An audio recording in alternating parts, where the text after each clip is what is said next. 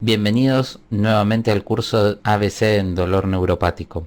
En esta presentación vamos a hablar sobre las guías disponibles para tratamiento de dolor neuropático. Vamos a hacer una breve introducción, a hablar un poco de algunas características de los fármacos que más usamos y a hacer una introducción hacia cuáles son la forma en que tenemos que pensar los tratamientos basados un poco en las guías, pero pensando en nuestros pacientes.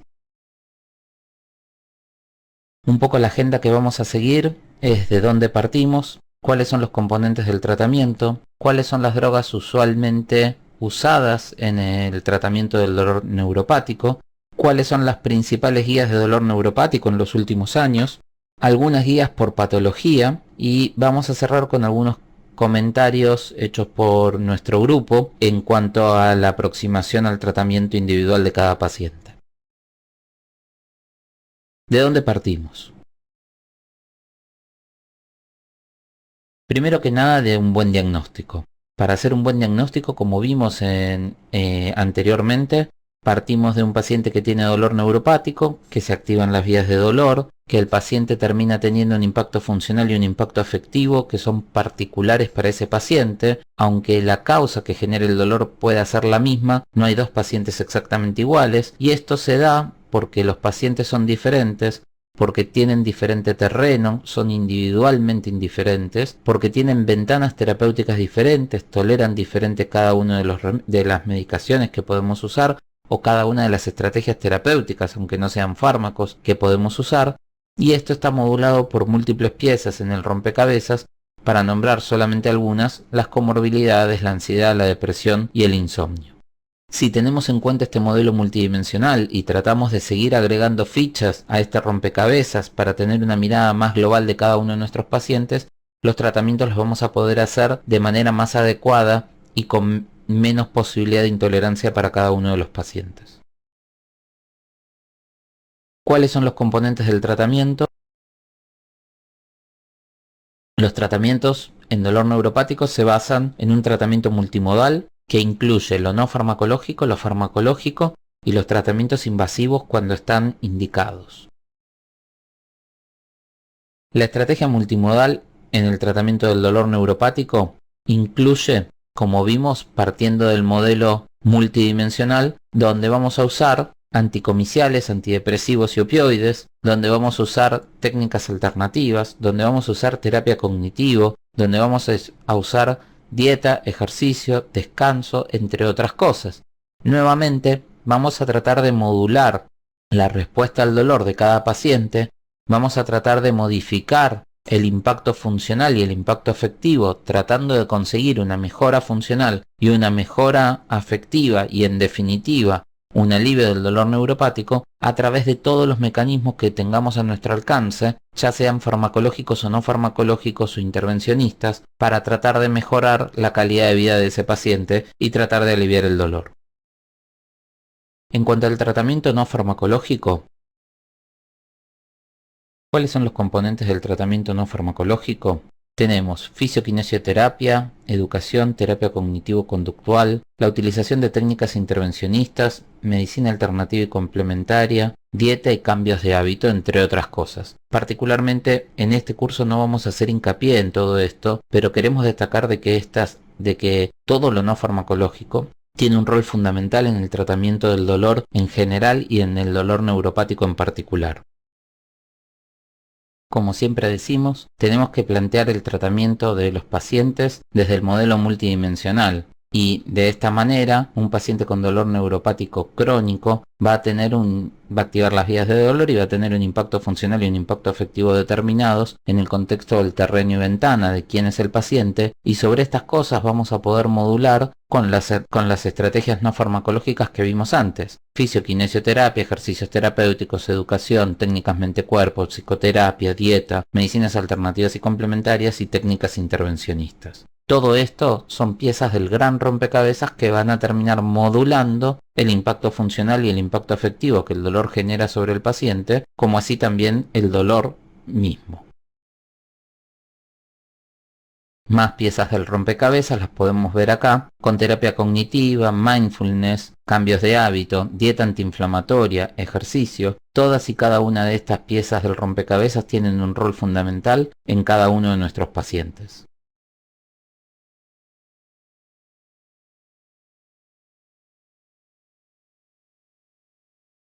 En cuanto a los componentes del tratamiento farmacológico, hay que tener en cuenta, principalmente tenemos tres grupos de fármacos: los antiinflamatorios y los AINES no clásicos, como el paracetamol y la dipirona, que tienen poco efecto antiinflamatorio pero tienen un buen efecto analgésico; los opioides, ya sean débiles o fuertes, principalmente los que tienen más efecto sobre dolor neuropático; y los adyuvantes, principalmente antiepilépticos, antidepresivos, relajantes musculares, benzodiazepinas, anestésicos locales, corticoides, bifosfonatos y otras drogas.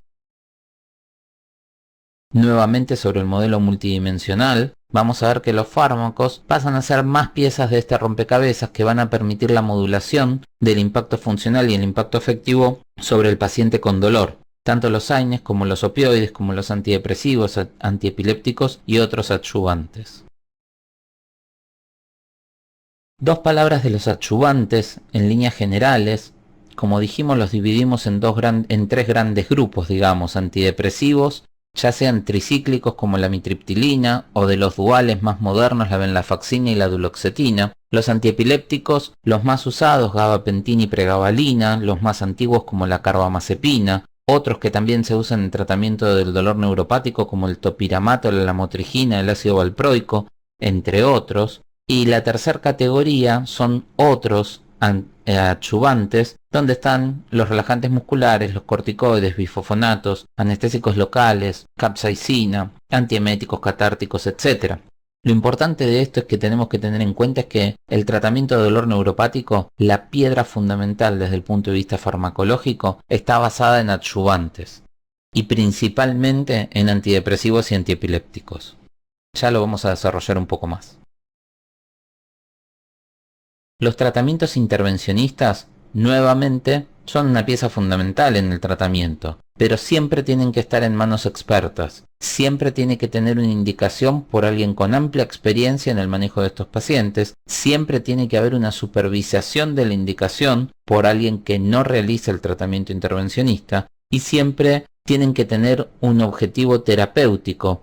Y esto depende mucho, no solo del procedimiento en sí mismo, sino del operador que hace el procedimiento.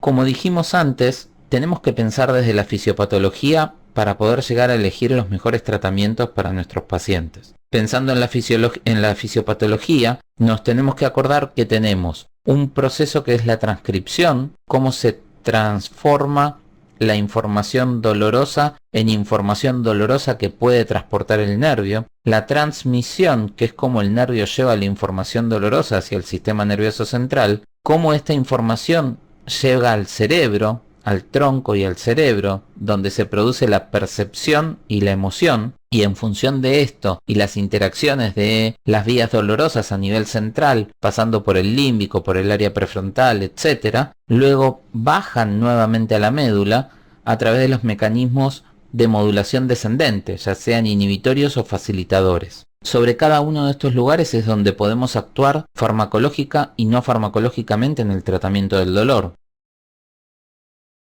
Y es así que estos son los principales 5 blancos terapéuticos: la transcripción, la transmisión, la modulación, la percepción y la emoción. Y estos blancos terapéuticos tenemos determinados fármacos que actúan predominantemente sobre algunos de ellos. Sobre la transcripción actúan principalmente los AINES y los opioides. Sobre la transmisión principalmente los antiepilépticos y algunos opioides. Sobre la modulación actúan principalmente los antiepilépticos y los antidepresivos y un poco los opioides. Sobre la percepción actúan los antiepilépticos y los antidepresivos, algunos opioides, y sobre la emoción principalmente los antiepilépticos y los antidepresivos.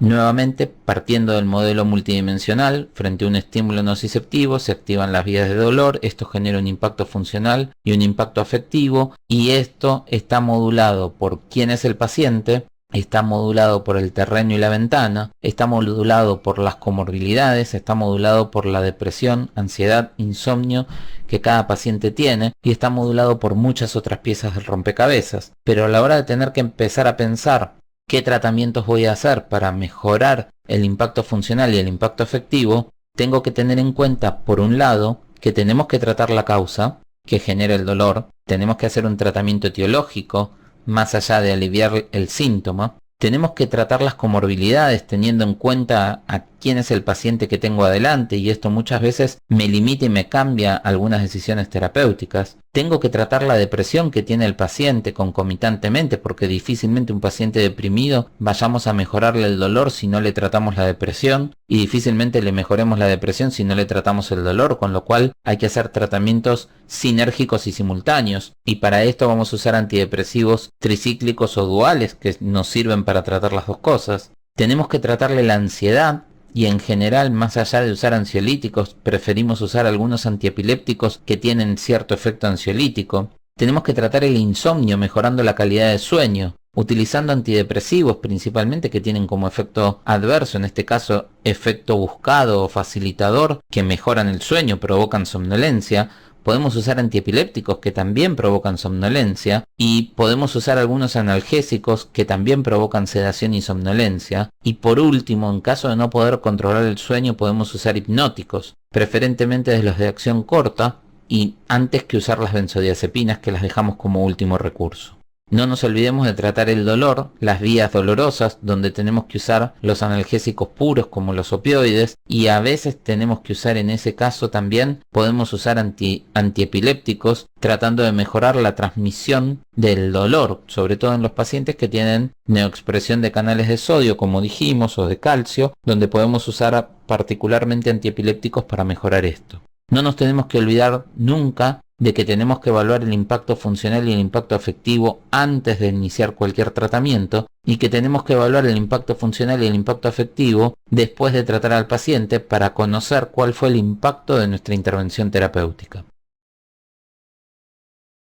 Un detalle que no queremos dejar pasar de lado es el tema de la adherencia al tratamiento. Hay múltiples estudios que hablan sobre adherencia a tratamiento, y sobre todo en pacientes crónicos, y sobre todo cuando la respuesta al tratamiento no es inmediata.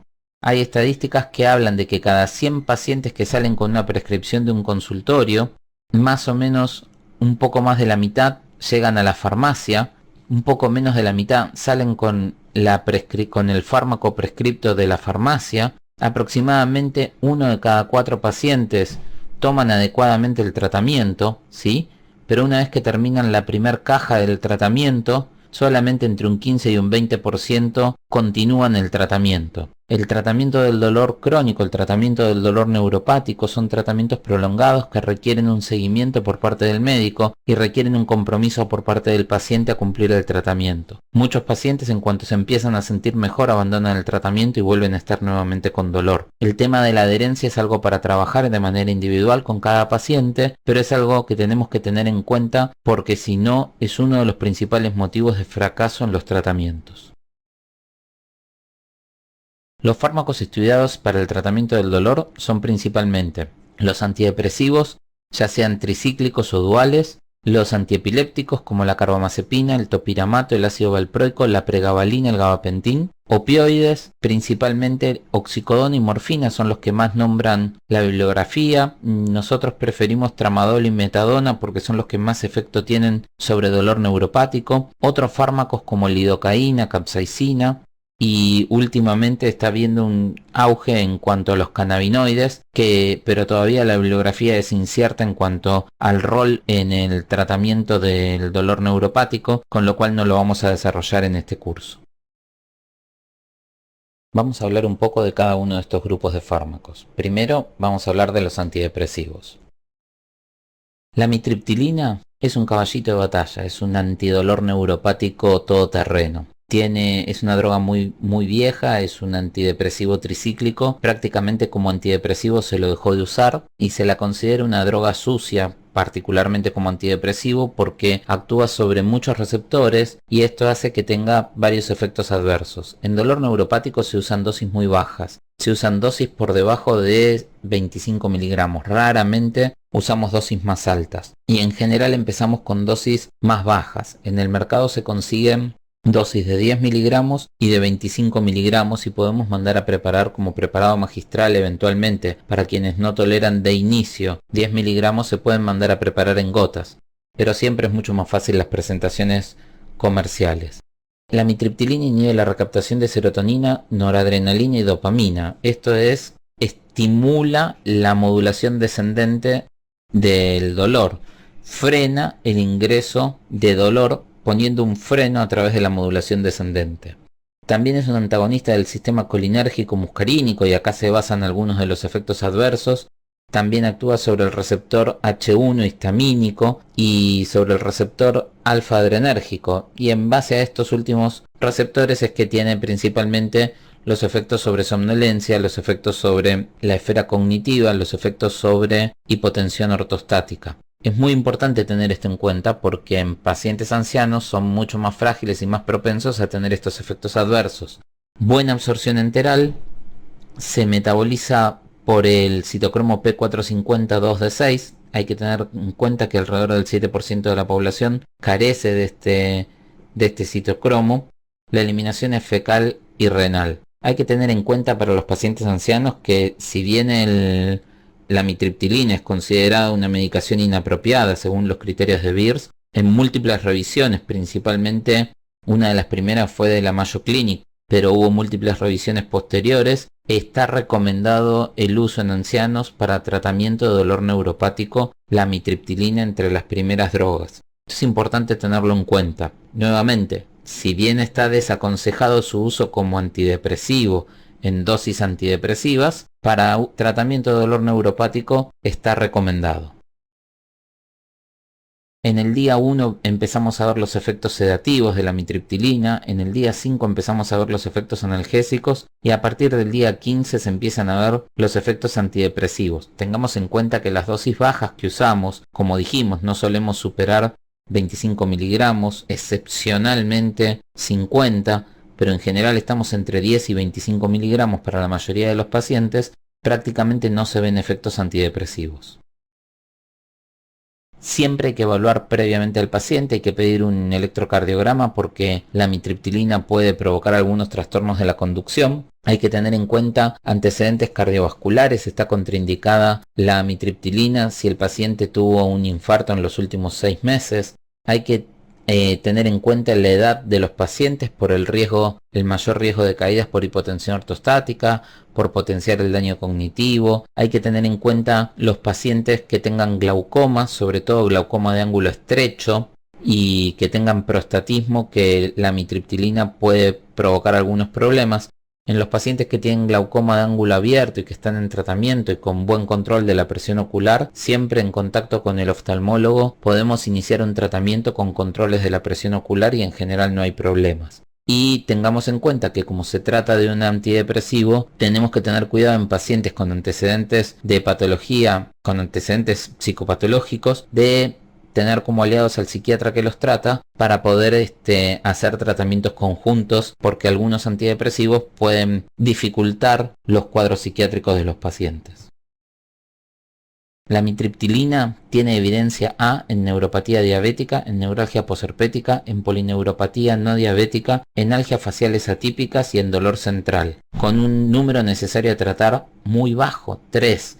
Esto es muy bueno, con dosis de 50 a 150 miligramos día. Incluso con dosis menores tiene muy buena eficacia. No hay evidencia en pacientes con injuria medular, no hay evidencia en pacientes con neuropatía por HIV, de hecho hay evidencia de que no sirve, y no hay evidencia en pacientes con miembro fantasma, aunque funciona muy bien como un adyuvante dentro de todo el tratamiento que le damos.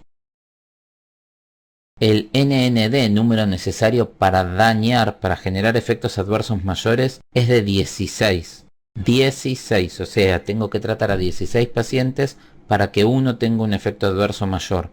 ¿Cuáles son estos? Arritmias severas, caídas graves, delirios, brotes psicóticos, por sus efectos, digamos, sobre la esfera psíquica. Para efectos adversos menores, el NND es de 4,5. boca seca, que esto se ve con frecuencia, somnolencia, que se ve con frecuencia, sobre todo al principio del tratamiento, hipotensión ortostática, constipación, retención urinaria e incremento de la tensión de la presión intraocular.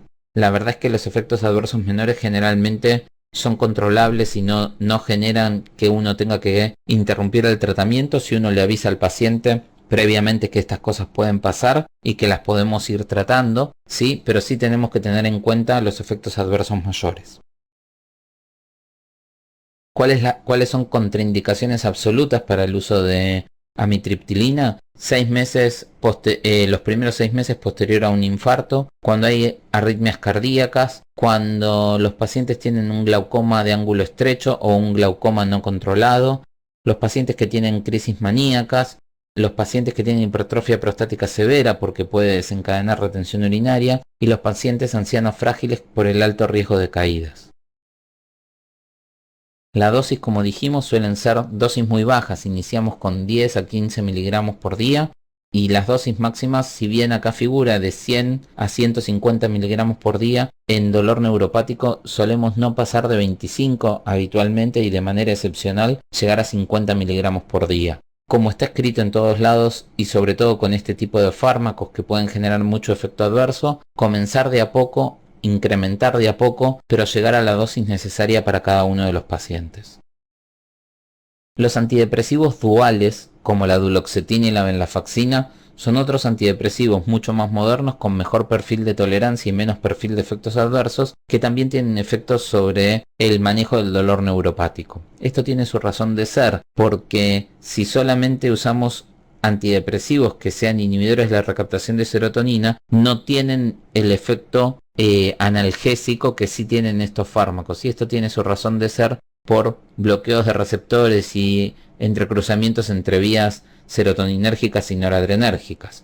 Lo importante de esto es que estos fármacos, los dos, bloquean la recaptación de serotonina y noradrenalina, los dos tienen buena absorción oral y los dos se metabolizan por el mismo citocromo P450, que es el 2D6, al igual que la amitriptilina, igual que la codeína.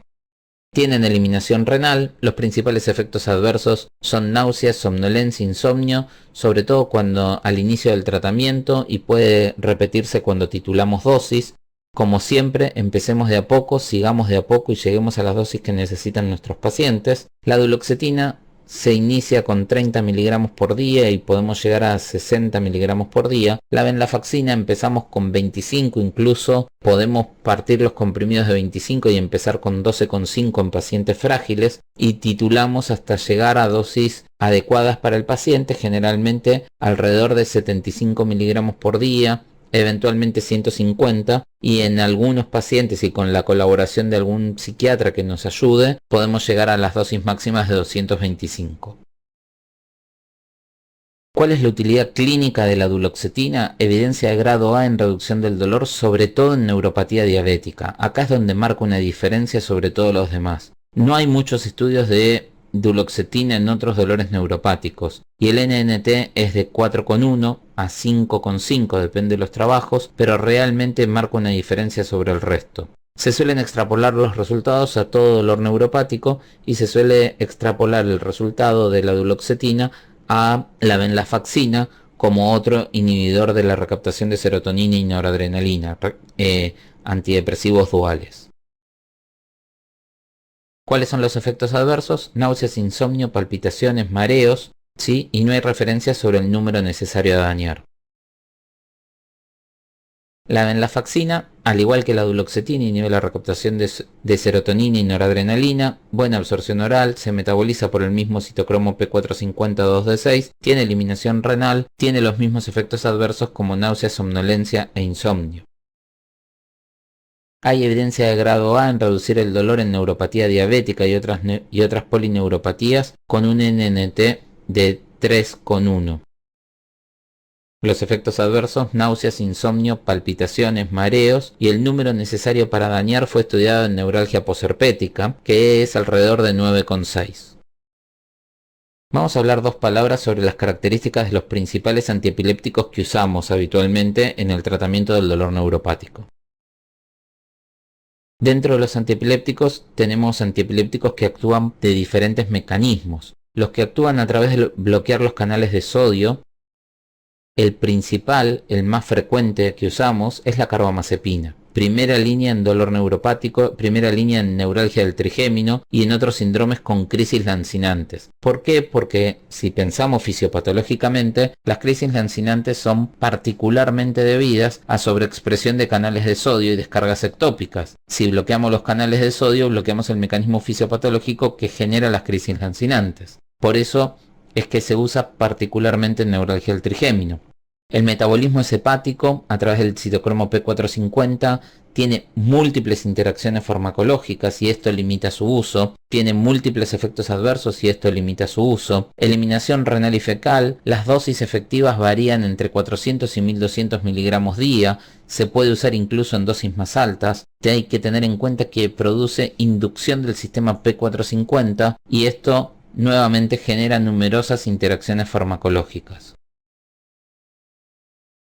Para neuralgia del trigémino, fíjense los números necesarios, para diferentes neuropatías, fíjense los números necesarios a tratar, que esto marca la eficacia de la carbamazepina como un aliado terapéutico a la hora de querer tratar dolor neuropático. Para neuralgia del trigémino es 1,7, para neuropatía diabética es 2,3, para dolor de origen central post-ACV 3,4, para migraña 1,6. La verdad es que es un fármaco espectacular. El problema que tiene es la forma de administrarlo, el problema que tiene es la gran cantidad de efectos adversos que tiene, el problema que tiene es la gran interacción que tiene con otros fármacos. La mayoría de nuestros pacientes son pacientes adecuadamente polimedicados y no son jóvenes sanos que lo único que van a recibir es carbamazepina.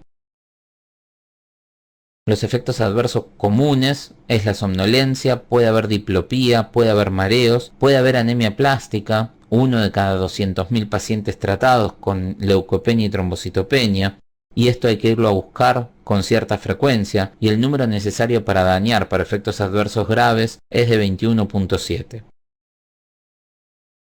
Otros antiepilépticos que vamos a hablar son bloqueantes de canales de calcio, son antagonistas NMDA. Y principalmente vamos a hablar de gabapentina y pregabalina. El gabapentina actúa a nivel de los canales de calcio centrales voltaje dependiente. Son canales NMDA. No tienen metabolitos activos.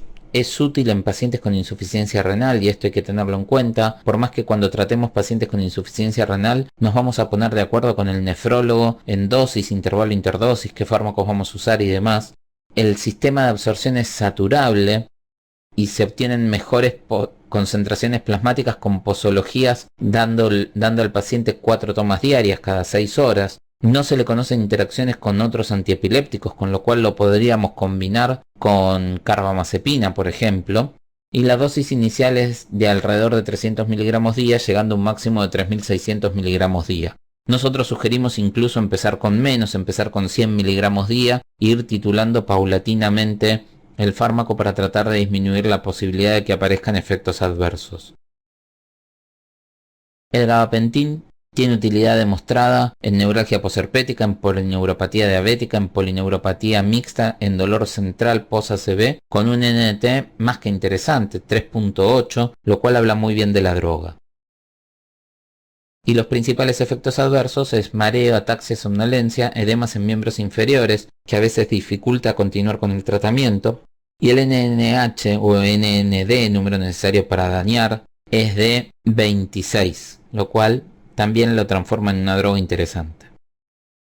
La pregabalina es un bloqueante de canales de calcio, actúa sobre la subunidad alfa-2 delta, reduce la liberación de glutamato y de sustancia P, tiene muy buena absorción, con una vida media de aproximadamente 6 horas con eliminación renal. Se puede usar en pacientes con insuficiencia renal ajustando la dosis y, como siempre decimos, hablemos con nuestro nefrólogo amigo que trata al paciente y pongámonos de acuerdo en qué dosis y en qué intervalo interdosis. Los efectos adversos principales son la somnolencia y el mareo, y las dosis van de 75 a 600 miligramos por día, de 75 a 600 miligramos por día. Nosotros siempre iniciamos tratamientos con dosis mucho más bajas, empezamos con 25 miligramos, que es la forma farmacéutica más chica que tenemos disponible en el mercado en este momento, y iniciamos con 25 miligramos y vamos aumentando según tolerancia del paciente hasta llegar a la dosis efectiva que tolere el paciente.